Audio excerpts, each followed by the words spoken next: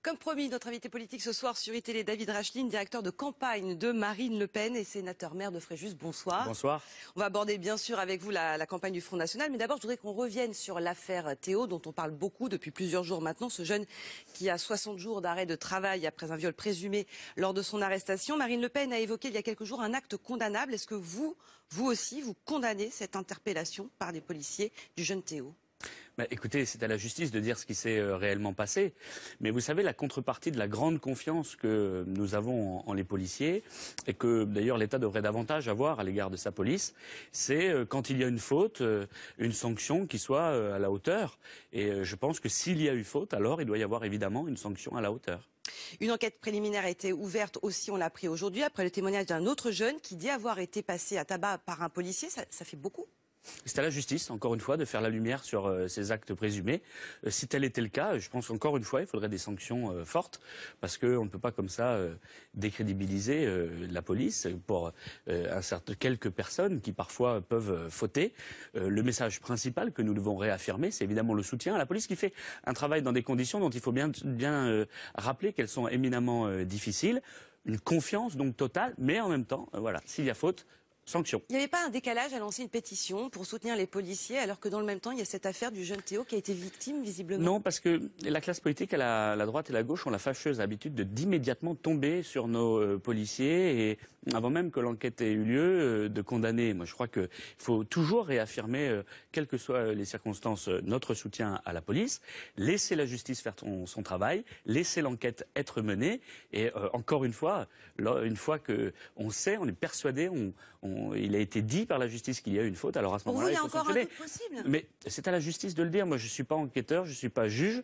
C'est à eux de nous le dire. Mais moi, je réclame en même temps, c'est vrai, de manière plus générale, pour élargir le débat, la présomption, et nous réclamons la présomption de légitime défense, parce que la République, elle doit être aux côtés, évidemment, de ces policiers, sauf, évidemment, lorsqu'il faut, à ce moment-là, sanction. Vos adversaires vous ont beaucoup accusé de mettre de l'huile sur le feu. Il y a eu ce tweet de votre chargé de com qui a été retiré depuis du fil Twitter. C'était l'une, en parlant de Marine Le Pen, est au chevet des boucliers de la nation, c'est-à-dire des policiers. L'autre, François Hollande, est au chevet de la racaille. C'est une racaille, Théo? Non, bien sûr que non, c'est une erreur. Et d'ailleurs, nous l'avons dit, nous ne partageons pas ce qui a été écrit sur ce tweet, c'est extrêmement clair. Marine l'a dit, j'ai eu l'occasion de le dire. Je crois au contraire d'ailleurs qu'il a fait preuve de responsabilité, ce jeune, lorsqu'il a appelé à l'apaisement. Mais ce genre d'affaires, ça ne doit pas être pour autant d'ailleurs l'occasion pour toute une série de casseurs et de délinquants de venir troubler l'ordre public, comme ça a été le cas ces jours-ci. Ça aussi, c'est inquiétant de voir que le ministre de l'Intérieur met 2 jours à réagir et qu'en fait, on s'aperçoit que le gouvernement n'est pas à la hauteur de ses responsabilités. Il y a quand même eu des actions sur le terrain, 245 interpellations en tout depuis le début de ces violences. Ça veut dire que des choses sont faites. Bien sûr, et c'est tant mieux, nos forces de l'ordre sont là et sur le terrain, mais elles sont trop peu nombreuses, parce que M. Fillon, lorsqu'il était aux responsabilités, a supprimé 12 500 postes de policiers et de gendarmes. La justice n'est pas suffisamment sévère à mon sens, elle est beaucoup trop laxiste. On est allé d'ailleurs, Marine est allée... Il y a déjà eu des condamnations des jeunes. Bien sûr, c'est tant mieux, mais ça va vite là, non? Ça n'est pas suffisant. Il y a une justice dans ce pays qui est beaucoup trop laxiste. Et Marine est allée d'ailleurs dans un certain nombre de commissariats dans l'Essonne il y a très peu de temps, où la police lui disait, voilà, nous arrêtons régulièrement des gens qui ressortent immédiatement de nos postes parce qu'ils ne sont pas condamnés par la justice et on va les rechercher 2 jours après. Ça n'est pas acceptable, il faut des sanctions lourdes, fermes.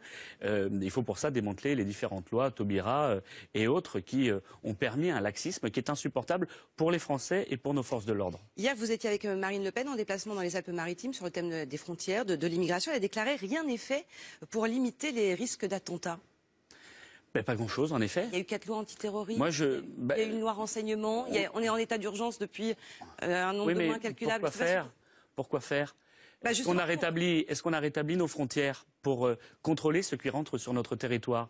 Monsieur Fillon, encore lui, avait supprimé des milliers de douaniers.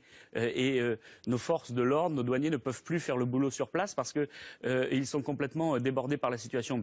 Monsieur Fillon nous expliquant d'ailleurs que les frontières sont un leurre et une démagogie. La réalité, c'est que nous n'avons pas les moyens de protéger notre territoire. Non, des attentats sont déjoués. Il y a eu 2 récemment. Il y a eu l'attaque contre des militaires au Louvre. Il y a eu là les arrestations à Montpellier. Ça veut dire que le système fonctionne quand même. Comment se fait-il que les mosquées radicales, je continue à vous répondre. Comment se fait-il que les mosquées radicales, dont vous nous avez dit qu'elles étaient tenues par des salafistes et autres, n'aient pas été fermées? Comment se fait-il que des fichiers... Le salafisme n'est pas interdit. Comment se fait-il?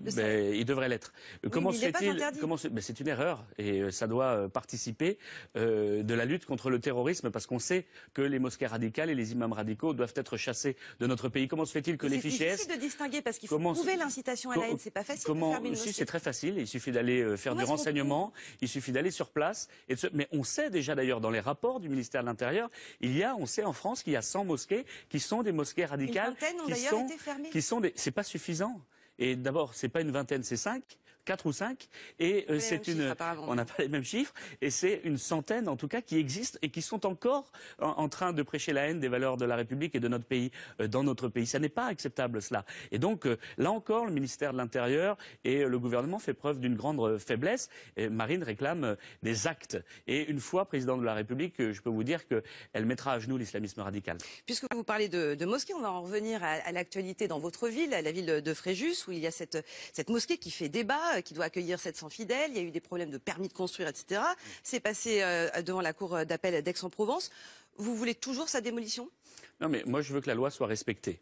Et si vous n'avez pas le droit de construire à tel endroit à cause des règles d'urbanisme, eh bien, on ne voit pas pourquoi telle ou telle autre association aurait le droit de construire. Donc, il y a ce débat qui est un débat d'urbanisme, un débat sur le droit, et je veux que le droit soit respecté. Moyennant quoi, en première instance, je vous signale que l'association a été condamnée, que l'ancien maire a été condamné, que le président de l'association a été condamné. Ça veut donc dire que ce que je dis depuis des semaines et maintenant même des mois était vrai. Cette association n'a pas rempli les conditions pour pouvoir construire ce lieu de culte. Sur les constructions, d'accord, mais sur l'existence même d'une mosquée, mais c'est pas le problème. À partir du moment où la mosquée est construite avec l'argent des gens qui pratiquent ce culte et qu'il n'y a pas de problème sur le financement, donc il peut très bien y avoir une mosquée à Fréjus si elle a le permis de construire. C'est leur difficulté. Mais faut-il encore qu'il y ait un permis valable? Ça n'est pas le cas.